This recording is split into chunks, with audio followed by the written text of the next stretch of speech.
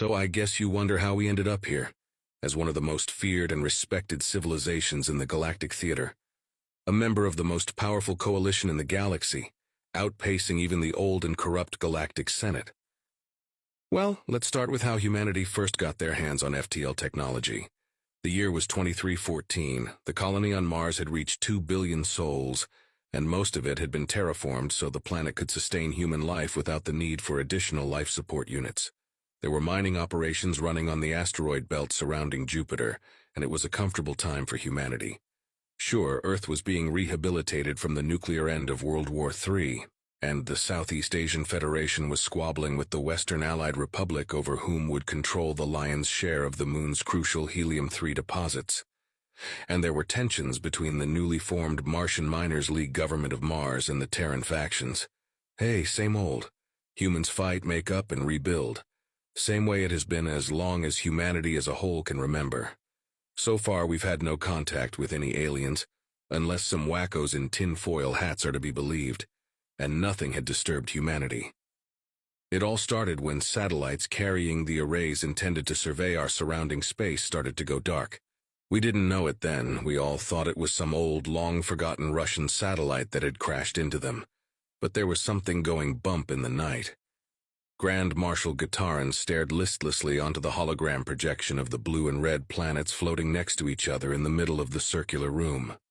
She sighs with more than a little resentment as the servant thralls skitter across the meeting room, refilling the officers' drink vessels.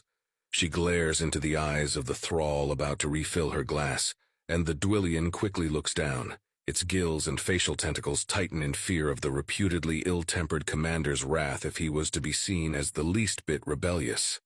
With shaking arms it fills her vessel, spilling some of the precious golden liquid onto the marshal's ceremonial robes. She recoils and slaps the bluish creature to the ground, hissing between scaled lips.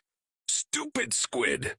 The Phaelon then proceeds to pour the Hylian nectar, filling her glass over the thrall's squirming form. The Dwillian screams as the, to it, highly corrosive liquid hisses and boils its skin. The Phaelon kicks the Dwillian just for good measure. Someone clean up this mess. She seats herself back in her chair. So, where were we? Her glare falls onto her lieutenant, who bows his head in respect. Everything is going as planned. The long-range sensors of the apes has been disabled and our drones avoided detection completely, using the cover of space debris to avoid discovery. The Marshal nods. Very good. Are the slave ships in position? She receives an affirmative gesture from her lieutenant. Good, begin the attack. She stands up to retreat to her personal quarters. No need to watch the subjugation of another race of primitives. Her superiors had made special note to nip this species in the bud before it could establish itself properly. The fact that a species from a Category 13 death world would attain interstellar flight was in itself a marvel, and with account for their extraordinary biological faculties, these apes, these human, would make most excellent warrior thralls. With a little Phala help, of course, a genetic tweak here and a cerebral implant there, and the humans would be a groundbreaking addition to the market.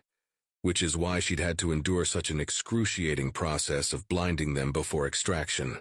After all, a dead slave didn't fetch a high price, and the sale of sentient flesh for the process of eating is far less of a lucrative market. Sergeant Powles was roused from sleep by the shrieking of metal on metal outside his home. His head was pounding, and the daylight gushing through the window was nothing short of torment. What came next would be even worse. A loud voice, speaking in broken English, thundered in from outside. "All your base are belong to us. Surrender or be annihilated." Powles rolls out of bed just as the message is repeated again and again. He makes his way to the window, looking outside. Outside, everything was deathly still. All the grav trains and private shuttles had stopped, and people were looking out their windows or standing in the streets, all looking at the same thing in the sky. What he saw struck him with bewilderment. Surely this is some sort of prank or a hoax.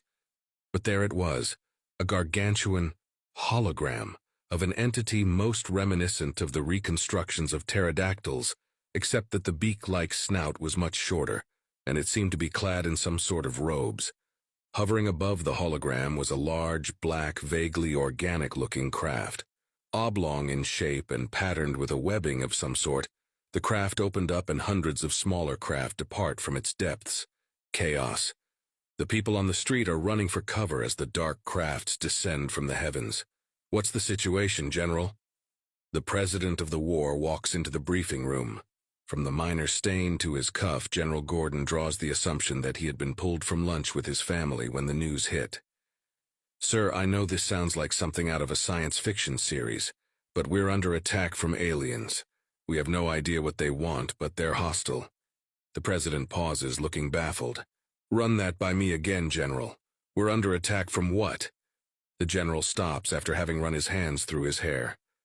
Aliens. There is a moment's pause. Where did they land?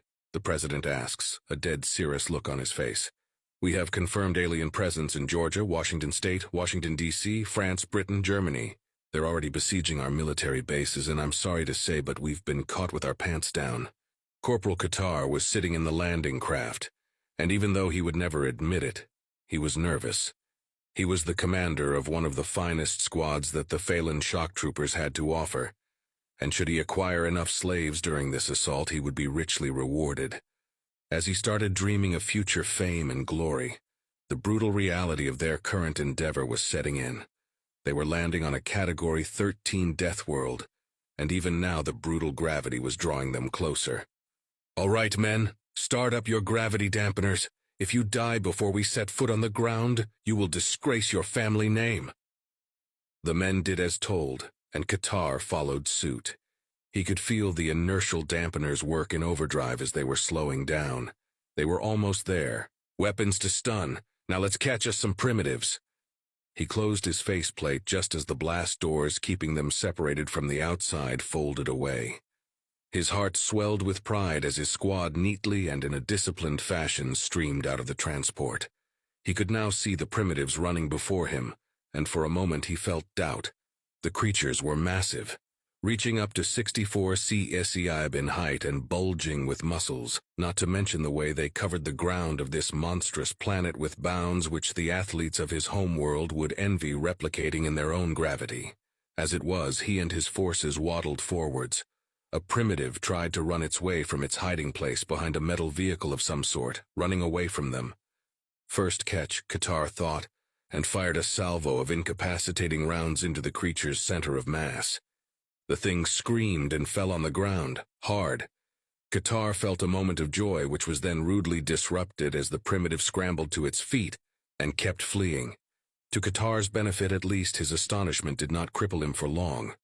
Another primitive snapped him out of it, as it seemed to fire some sort of combustion-powered weapon that it held in its arms, standing in a window of a second-story home.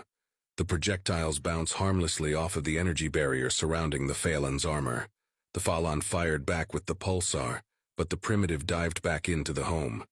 Qatar sneers with irritation. Weapons on kill. Get me the head of the primitive upstairs. Powell ducks back into his apartment as the alien fired some energy projectile shit at him. His handgun had proven to be useless against the thing, and now he's doomed for sure. As he peeks outside again, he sees the formation of ferocious silver-shining aliens waddle on into his apartment building. From the looks of it, they're rather supposed to walk on all fours rather than their back legs, but the gun thing in their arms forces them to waddle on upright. Powell considers his options. Like hell, he's surrendering to some alien lizards. Let's show them what humanity is made of. He flips over his desk, creating some sort of cover. Probably won't stop a projectile, but hey, better than just his pajamas. The hangover is still making his head pound. Man, I would kill for some bacon right now. Then he chuckled at his thought. Well, it seems he'll have to save his own bacon first. Qatar walked up to the door, following his soldiers. Breach the door, I want that creature dead. One of his followers nods and places a breaching charge on the door and steps aside.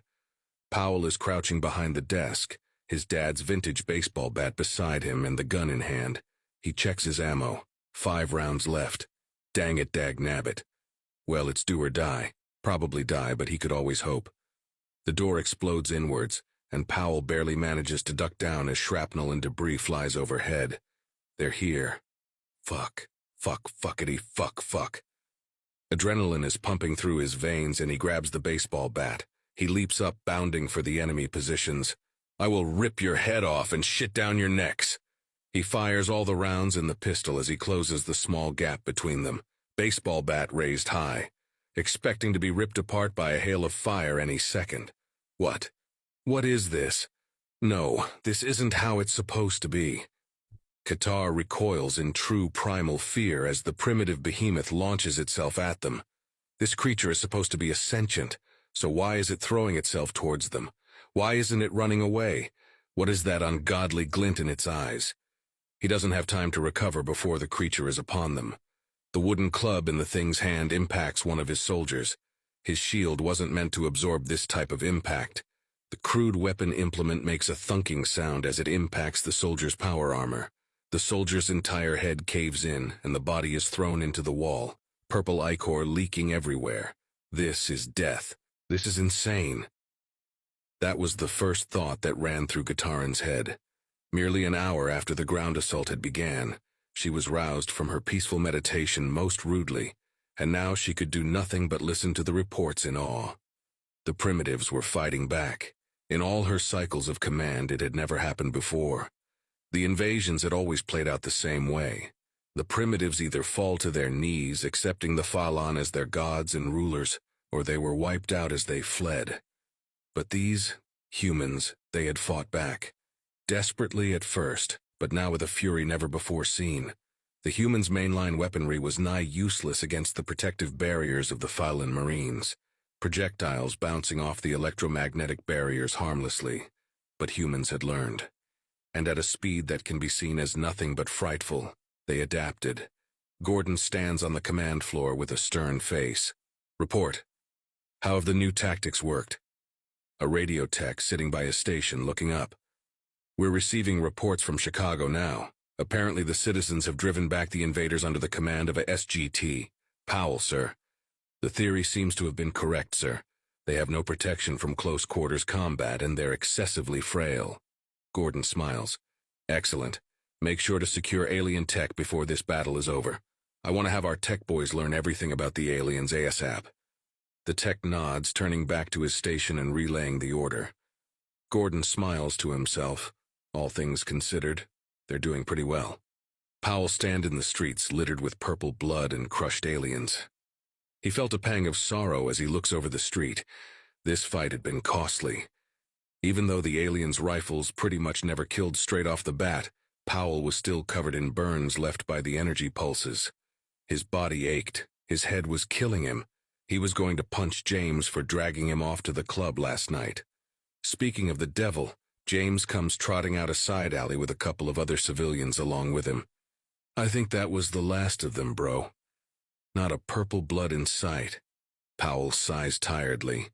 Ever since he'd killed a bunch of the aliens that were trying to get to him in his apartment, he had been caught up in an orgy of blood and destruction, rallying his neighbors and then the street, then the block. Once he had proven that the aliens could be killed, others had followed his example. Have you been able to re-establish Contact Army Command? James shakes his head dismissively. Nah, the aliens blew up the power plants. We're all out of juice. No trains, no nothing. Well, that was annoying. Ever since the battery of the old museum piece of a radio they had scavenged out of the old telecom museum had run out. They hadn't heard as much as a squeak from the army. But it seems like they're about to contact us. James points at a point in the sky behind Powell. As he turns around, he sees the unmistakable silhouette of a Gravedigger-class hovergun ship.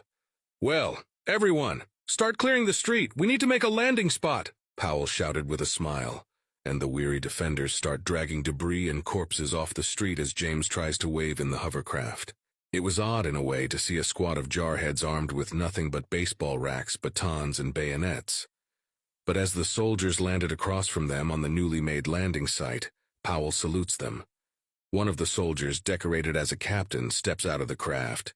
Who's Sergeant Powell? Powell releases his salute. That'd be me, sir. The captain grins. I heard the situation over the radio. You're a goddamn hero, son. He pats Powell on the shoulder. Now you said something about an intact alien landing craft. Powell nods. Just over here, sir. The captain smiles. Excellent. Let's give those bastards a surprise they never expected. Men, move out. Secure the vessel. Techie, figure out how to run it. I want that vessel up in the air in less than 15. Let's show those fuckers what the War Marines can do. There was a resounding "oorah" as the Marines went to work. Powell stops the captain as he's about to leave. Pardon me, sir, but do you have any aspirin on the hovercraft? I have a hangover like you wouldn't believe. Operator Gatlan noticed that the landing craft approaching the slave carrier was flying in a wobbly manner. But considering the state down below, he wasn't surprised. The primitives had proven to be monsters, relying on crude battering weapons to wreak havoc on the glorious Falan troops. Surely the squad pilot has become injured in the melee. Medics to landing bay 1, wounded incoming. The operator called into his mic. Then he switched to the internal comm of the landing craft. Hang on, I'm assuming direct control. Medics are waiting. Stand by. Private McAllen of the 51st Marine Battalion sat uncomfortably on the ship benches aboard the small landing craft. They hadn't been able to strap themselves into the seats, as the straps supposed to keep them in place proved to be very unfit for human occupation. He took deep breath after deep breath from the respirator and praised God that the ship they had scavenged had some sort of internal momentum stoppers, making the trip far smoother than it had any right to be. Even though the alien voice filling the radio with weird clicks and growls had rustled their collective jimmies, it wasn't followed by the craft being consumed in fire, so they must have somehow managed to avoid detection. Captain Jim grabbed the tech officer's shoulder. Bring us as close to that bridge thing there as possible. He pointed at what looked to be a glass dome in the front of the ship they were approaching. The tech officer sighed. I have still not managed to override the alien's remote control. I can't make her run any faster. He was talking about the portable computer he had brought along to try to interface with the onboard technology of the alien vessel. The tools had proven pitifully incompatible, but you can't fault the man for trying. Jim releases the shoulder of the tech officer. Well, doesn't matter now. Ready up, boys, we're going in. When the blast doors opened, McAllen got to see his first alien without the silvery battle armor. They were green things, averaging at about 1.5 meters in length. And the reports he'd heard seemed correct. The buggers were primarily quadrupedal. They seemed surprised as the Marines burst out in the landing bay. McAllen throws himself over one of the creatures. After all, Command had said they wanted some prisoners to interrogate when they had managed to capture the bigger ship. As McAllen landed on top of the creature, all that was heard was a sickening crunch and a last pained squawk of a dying alien. McAllen could feel the purple sticky goop that passed for alien brain matter and blood seeping through his combat harness. He wants to throw up but keeps it in, straining to keep his composure. The others had already done short work of the other aliens and were now charging after fleeing aliens, who more likely than not were scrambling for their weapons. Operator Goetlan had been observing the craft as it landed in Landing Bay 1. He was now frozen in terror as he witnessed the primitives from the planet down below streaming out of the craft. There's a dozen of them, and they're all wielding crude, horrible weaponry. One of the primitives was just now getting up from having thrown himself on one of the medics, and Operator Gutlan could see the blood covering the front of the creature's chest, gleaming purple in the white light of the landing bay. What cruel species could even conceive of such a way to kill another? The primitives were now rampaging through the maintenance and emergency response crews, tearing through the unprotected men and women like wild beasts. None made it to the weapons locker. Operator Gutlan pressed the alarm button. Hell had arrived.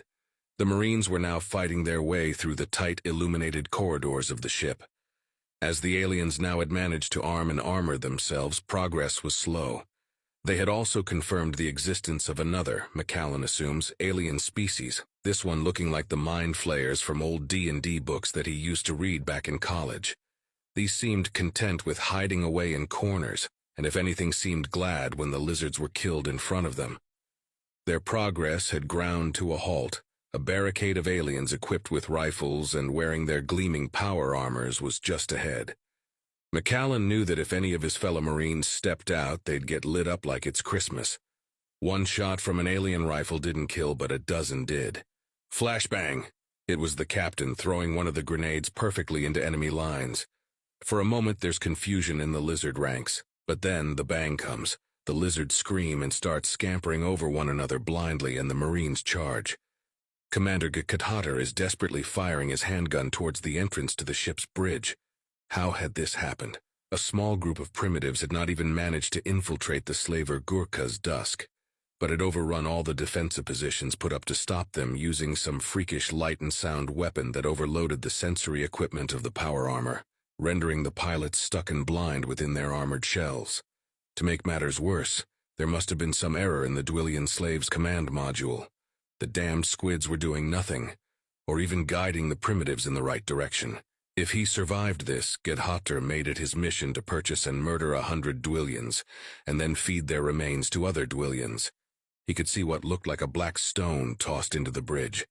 Seconds later, he could see no more.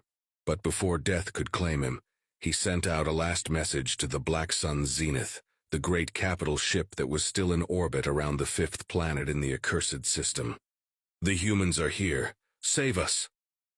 As the message from Guruk's dusk arrived, Gitarin had no thoughts of saving the doomed crew.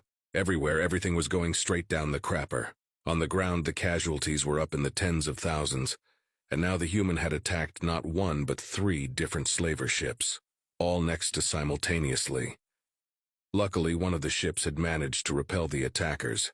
The second had the humans pinned, but the third had been taken by the humans. "Destroy it!" Her command echoed through the lips of all the now frightened technicians on the bridge. Macallan was thrown to the ground as the entire ship groaned and swayed in the air, its anti-grav engines desperately attempting to stabilize the vessel.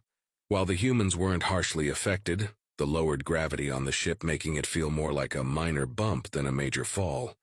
The same cannot be said about the squids that had been on board even before the humans boarded the ship. "Damage report. Someone tell me what the fuck just happened," Captain Jim snaps, and the tech officer looks up from the myriad of consoles he's been looking over. "Well, from what I can tell, we were just hit by a projectile fired by Jupiter. As to damage, I haven't the slightest." The captain grinds his teeth a little. "Well, find a way to get us out of the firing line. I don't want to die before we manage to get this hunk of junk back to the higher-ups." The techie clears his throat. I don't know how to say this." He motions over the console with mysterious glyphs and runes blinking and flashing all over. "I'm an engineer, not a linguist. Even if I were, it'd take me days to decipher that." His sentence was cut off by another impact. The captain gets up on his feet. "We don't have days. Now we can press some buttons and hope for the best or die for sure." He presses the big red button on the middle of the console and a countdown starts on the screen, accompanied by an alien voice on the radio. Macallan stares in disbelief. Jim had pressed the big red button. You never press the big red button. Madam, they're powering up the subspace drive." The nervous scanner tech looks up from his post to inform the marshal of the development aboard the human-occupied slaver ship. "They what?" She can't believe it. Like this cycle couldn't get any worse. Soon there were going to be humans out there, in the vastness of the galaxy. "Track them. I need to know where they end up. Redirect battle frigate Wrath of Gulan and Tears of Logu. I want Guruk's dusk destroyed and all humans eradicated. Liz, take them all. Move the Zenith to begin orbital bombardment." "But Marshal, the slaves..." The lieutenant started, but before he managed to complete his sentence, the marshal glared at him, demanding silence. "They're not worth the hassle. Exterminate the lot of them." Macallan is struck by a mixture of relief and surprise when instead of the expected self-destruct, the ship was instead enveloped in an opaque blue light and started to hum softly. For a moment, everything seemed to be going well. That is, until the blue light vanished. He could hear the air leaking out of the ship, and what is obviously some sort of warning siren blaring. The impacts had damaged the structural integrity of the ship. Out of the frying pan and into the freezer, Macallan thought morbidly. The captain snaps him out of his submission to a dark fate of floating through space for all eternity. "Tech, take Scotty and Quentin, find that leak and plug it. I don't care if you have to use the alien corpses to fucking do it, just get it done." Macallan rises from his seat and follows the tech officer towards the sound of the leak. Angren was raised from his slumber by the familiar voice of the AI sounding in his ear. "Fala vessel detected. Protocol 412 engaged. Please return to your station, High Lord." Angron groans and stands up from his meditative position and looks over the meadow in the eversleep that he had been dozing in. "Well then, AI, extract me. Wake the men." Angron experienced a moment of true darkness, with a dizzying feeling akin to that of falling from a great height. Then he awakens, truly this time, his metal self still seated in the command throne of the tomb ship he had placed in his command. Behind him his soldiers were whirring to life. The slavers will regret waking the Demios AI. Scan the vessel. I want a full repot. Now. Of course, High Lord. Scanning. The ship is a slaver-class carrier ship. It has 2 structural defects, seemingly from laser pulse impacts. 212 life forms detected on board. 203 Dwellian life signatures. And the remaining 9? Unknown species. Further data unavailable. No scannable implants. Odd. A hijacked Fala slaver, maybe? Angron's thoughts are interrupted. Warning, subspace signatures detected. Falan Talon-class frigates. Everybody stand by, let's watch what happens next. Captain Jim was looking out the transparent frontal dome of the alien ship, gazing out over unknown planets and unknown stars. And that's when he sees it. Another ship. And it's big. It looks more like a medieval cathedral, like those he'd seen in Europe when visiting the eastern parts of the war. But it is so much larger. By the asteroids passing between them and the ship, he could wager a guess as to the size of the ship. And it was bigger than the one he was standing in, so much bigger. The ship's towers and spires, accompanied by grandiose statues of alien design, were truly awe-inspiring. Then his attention was drawn elsewhere. Blue holes appeared in the space just ahead, and 2 new ships appear. These have the organic curves and shaping of the aliens that attacked Earth. The warning lights were flashing again. The 2 new ships are attacking. The 2 new ships were attacking the first. Interesting. Angron didn't quite know what to make of the situation, and through his uplink he knew that his fellows in the command deck felt the same way. AI, scan the 2 new ships. Fallen attack frigates of Tai. Skip the specs. Tell me about the crew. Each ship carries 50 life forms. Implant scan identifies them as Falan. Power up the ship. Destroy the slavers. What happened next took Jim entirely by surprise, as the 2 smaller vessels started bombarding their captured scrap bucket with blasts of blue-white energy, most of which was luckily absorbed by some sort of energy bubble surrounding them. The foreign ship suddenly lit up. The 2 hostile ships started bombarding the newcomer to the fight, turning their attention away from Jim's ship. A beam of utter blackness, so dark that it seemed to distort the light of the stars itself, flashed out from the church ship thing. Moments later, the leftmost enemy ship was torn asunder, as if caught in the hands of some raging god. Angron felt a buzz of happiness as the antimatter lance tore through the Phelan frigate's shields and hull. Antimatter lance cooling down. Cooldown will conclude in 1 minute. Display cooldown on screen. Prepare secondary weapons arrays and enable the subspace blocker. No matter what happened, the fallen Navy must never know of the position of the tomb ship. If they were tracked, 1,000,000 Demiosian souls would be lost. Engage! Secondary weapons array readied. Shields at 90%. Subspace blocker enabled. Angron felt a tickle of excitement rush through his metallic spine. If he had a heart, it would be beating rapidly now. Even though a mere 2 frigates were nothing next to a tomb ship, a battle is always a battle, and only a fool would underestimate an enemy from equipment and numbers alone. Jim watches the theater playing out before them. The mighty church ship was now responding to the much smaller ship's fire with bolts of green, most of which are absorbed by the barriers of the smaller ship, but those that get through burn holes in her hull. Jim felt relief and fear both. On one side, the big ship just saved their asses. On the other, who knows what terror lurks in the bowels of the ornamental behemoth. The smaller ship is turning, trying to get away from the dark Leviathan, but soon Jim can see that its flight was doomed from the beginning. Another ray of darkness flares out, rending the ship in half. The behemoth stops, and Jim can see a myriad of small, dark things escaping from it, flying towards them. Oh, fuck. Angron had transferred his mind to an alternative metal self aboard the small boarding vessel launched towards the damaged carrier. If anyone is to make first contact with a new alien species, he'd be damned if he wasn't the one to do it. Along with him, he had 2 guardians, as well as a linguist and a political advisor. The drones had been set to salvage the destroyed ships, as well as repairing the structural integrity of the damaged vessel he was heading towards. Clonk McCallan heard the sound of metal on metal ring out from the airlock he was passing by. The surprise was total, and the trio ducks for cover. He exchanges glances with the other two members of his detachment, even though the leakage of atmosphere from the ship would doubtlessly end up killing them if not fixed. This was a more immediate threat. He could see the airlock open, and for a moment the intruders were rendered invisible by a cloud of steam? Smoke?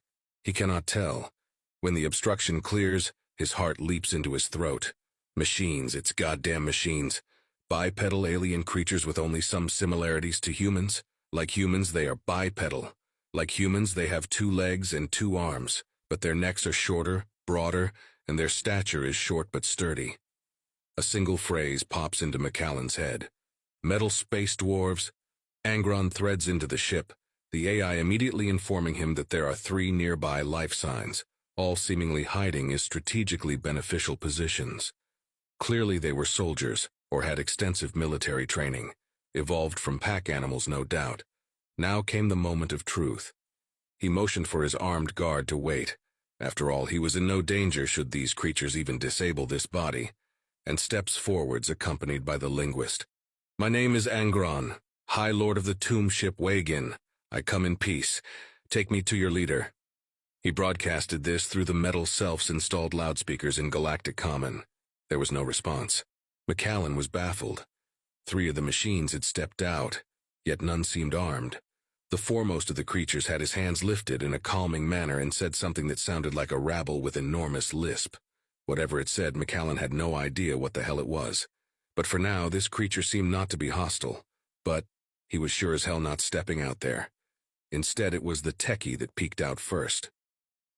"I am Tech Officer Johann Sanderson of the Western Allied Republic of Earth. We come in peace." Angron paused for a second after the creature looked out from behind a doorway further down the hall. Bloody hell, he was huge. Error. Language not recognized. "Thank you, AI." Angron spoke with just a little irritation in his voice. Then he noticed the mobile computation device in the hand of the human that peeked outside. An idea struck him. Over the uplink, he requested that a specialist in xenotechnology interfacing was to access his metal self's visual sensory, and in addition to that, aid him in accessing the language databanks that hopefully were present in the computation device. The alien started approaching Techie slowly, gently, careful to not act threateningly. McCallan watched in puzzlement. What the hell was it doing? It reached the Techie and grabbed his computer. What is this? Grand Theft Computer Interstellar Edition? But so far the alien hasn't acted threateningly, so he didn't act, even though his hands clasped his knife tightly. The techie seems as confused as he is, but hands over the computer. The alien is doing something to it, though what, McCallan cannot tell. Then the alien is still. Very still. Language package assembled. Angron stood up, releasing the interface cables that had linked him to the computation device. "Good afternoon, gentlemen. My name is Angron, High Lord of the tomb ship Wagin. We come in peace." As he watched, he saw the humans, the name they had given themselves, jaws drop. 20 minutes after the alien had stolen Techie's computer, McCallan was approaching the bridge of what he now knew was a Phelan slaver ship. The notion that this ship was not even a warship but a low-armored and armed slave ship had made the Marines shudder. The alien that had introduced himself as Angron was walking beside him, now accompanied by the other 5 members of his delegation. McCallan led the way inside the bridge, just as the sounds of atmosphere escaping from the ship disappeared. Captain Jim sized up the new alien suspiciously, but the machines looked back at him blankly, unflinching. "So, I guess thanks are in order. I really appreciate that." The captain motions out of the transparent dome where the majority of small black craft are hard at work disassembling the 2 Phalan frigates. Argon nods, something he had leaned that the humans see as an agreeing gesture. "Yes, I suspect it is." The captain scratches the back of the head. "But if you don't mind me asking, why did you help us?" Angron is slightly amused by the question posed by the human leader. "Because we had to. We've had a long-standing conflict with the Phelan, and should they have discovered us and reported their findings, their fleet would have chased us down. 1,000,000 souls of my people are on that ship, and by the Emperor, I will not lose it." Angron sighed to himself as he realized that there was no way that the human was aware of the significance of that statement, but he left it be for now. The human commander shifted uncomfortably. Well, as hard as it is to ask another favor from a new friend, my people are currently besieged by these Fala creatures. And while we can wreck their shit close up, we can't do much to their ships. Can you lend us your strength again? Please, if you do not, we're facing death. Or worse, slavery. The Demiosian High Lord considered the request for a while, but while the beating of his last heart stilled a long time ago, he was not heartless. Do you have the coordinates for your homeworld? Today has been a good day, Fglag thought to herself as she gazed out into space, watching the machines with souls drones rip asunder two of the master's crafts. After all, she mused, today the pink ones had boarded the skyboat where she and her kin were held as slaves. She had seen the pink ones destroy the masters utterly, and now the kind machines with souls were removing the master's evil metal from their heads, and soon she'd witnessed the death of even more of the masters. Her facial tentacles writhed with joy. She had prayed to the god of murky waters so long for this day, and the pink ones are truly the heralds of the god's will. Macallan twisted uncomfortably as the power armor settled around his body. Cap, why are we wearing these things? They didn't help the lizards any. The captain, whose form had already been successfully encased, draws another breath through the newly lit cigarette sticking out of his mouth. Because the Demios said so. You didn't complain when they upgraded your rifle, now stop squirming.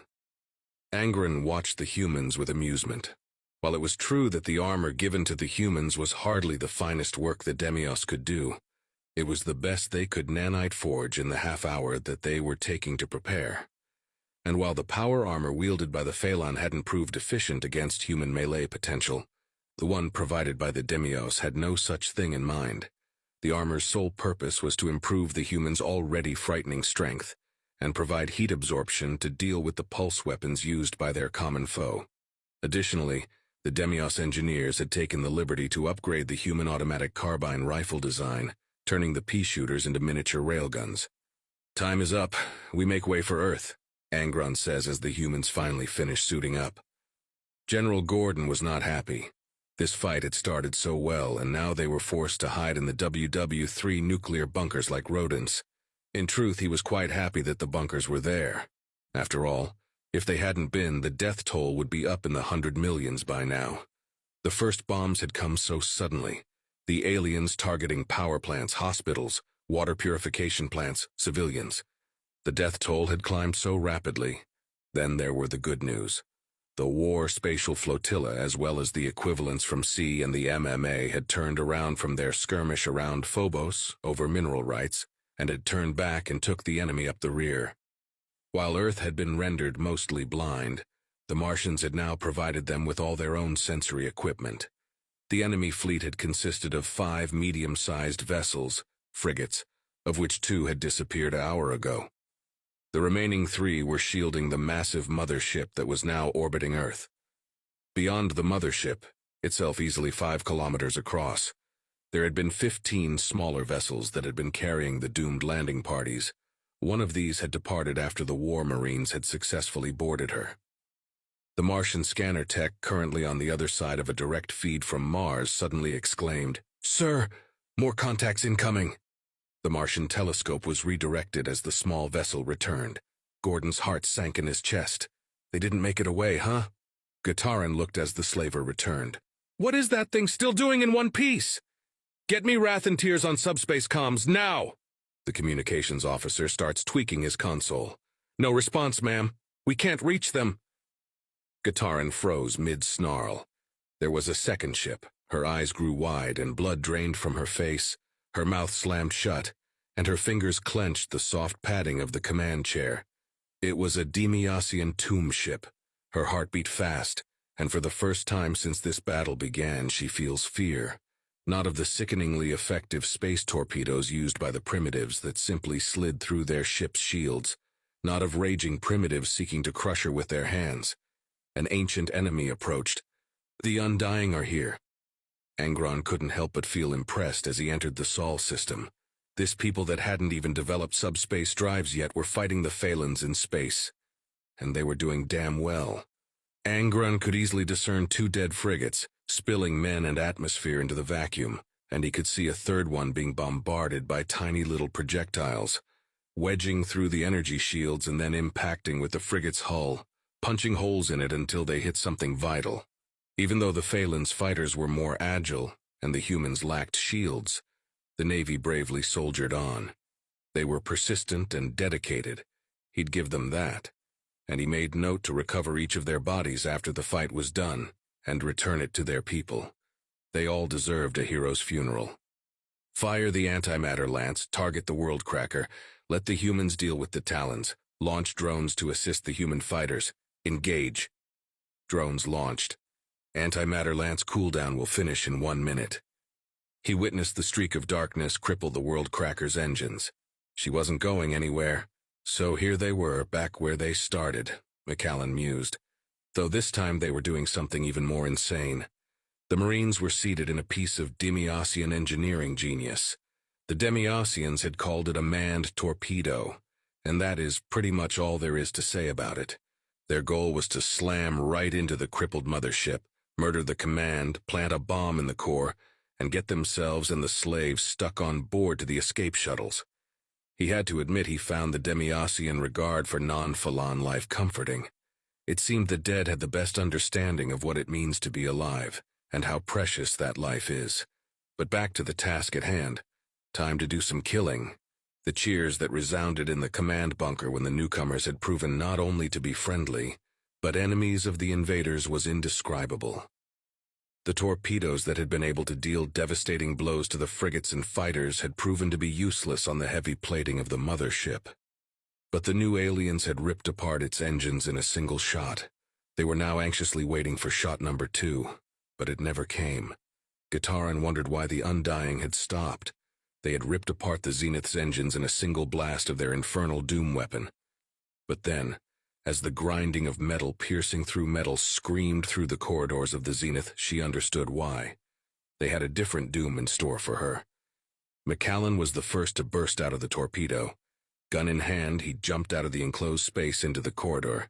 The alien pulsar fire was absorbed by his armor as his Demiosian-crafted automatic railgun shred the resistance. There were a lot of the lizards, hundreds, all crammed into the narrow corridors. When his ammo ran out, he used the reinforced stock of the rifle as a mace, thundering on through. Even though he had doubted it at first, the armor made him feel like a monster, nay, a god of war. When he reached the command center, he could see her immediately. The commanding officer was sitting perched atop a throne of the finest of materials, wearing an exorbitant robe clearly signaling her rank. She saw him, and she fainted. The would-be conqueror was now the prisoner of humanity. The human's message was rung out through the halls of the world cracker. The ship was doomed. Within minutes the core would explode. Anyone who surrendered unconditionally would be allowed to board the escape shuttles bound for the planet below. All Dwillians were to leave immediately, being granted special boarding privileges.